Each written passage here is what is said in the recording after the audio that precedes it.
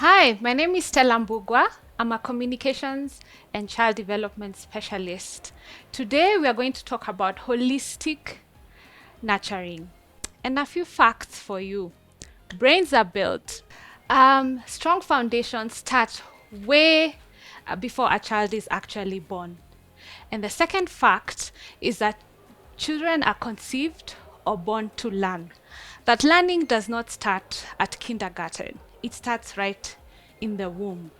And we know this because when all factors are held constant, a child who comes into our arms um, has about a quarter of their brain developed. And they go through exponential growth in terms of brain size. Up to about the age of 3, it's 85% developed. And at the age of 5, it's 90% develops. This is just the size because later on, of course, the brain architecture will keep changing and brain development happens throughout life. But the first few years are very critical for forming those very critical foundations for learning. So, to illustrate the fact that brains are built, a gardener who prunes, manures, and waters a plant enables it to grow and last into the future. An architect and a structural engineer are critical for building the foundations of any building. And when they do their job right, we have a beautiful building that is able to withstand um, the storms of life and is able to last into the future. In the same way, those foundations that we as parents or caregivers build in the early years form foundations that will enable our children to develop holistically. And what is holistic development of children?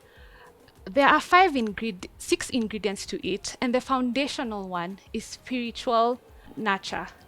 And from Jesus' example in Luke 2:52, we learn that Jesus grew in stature physically, he grew in wisdom, that is brain development, in favor with God, spiritual development, and in favor with man, that is social emotional development. So, spiritual development is foundational. And for our children to acquire this as parents and caregivers, we need to start reading to them before they are even born, and we need to work out our own spiritual nurture to be able to pass down to our children because they learn by observing and by imitating us. So, number one is spiritual nurture.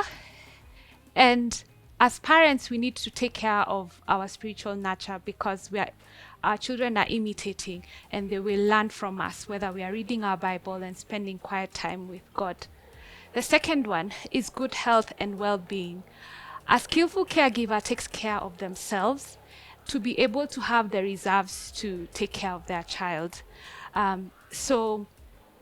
Sleeping well and ensuring that when you're unwell, you see a doctor is critical during pregnancy. But after the child is born, at the first sign of illness is the rule of the thumb. It's important to note that families, spouses, and the extended family can support good health and well-being while they support you with childcare and whatever issues you're facing. But more importantly, praying and spending time with God enables a responsive caregiver to have the reserves to be able to nurture well and take care of their responsibilities in their home. The third one is nutrition. So 2 things here are critical. During pregnancy, a mother needs to take care of her nutritional requirements. For example, folic acid prevents spina bifida and neurological issues, and iron deficiency can make a parent not be able to care effectively. So that's very critical. And we have to check stunting, which is shortness for height. So if your child is not getting enough to eat, they will definitely it will affect their learning in school and even their future earning.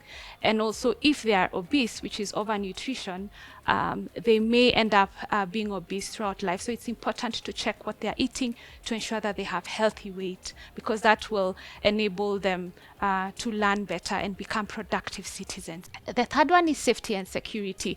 And when a mother is pregnant, it's important for her to stay away from chemicals and things that would interfere with the life of the unborn child.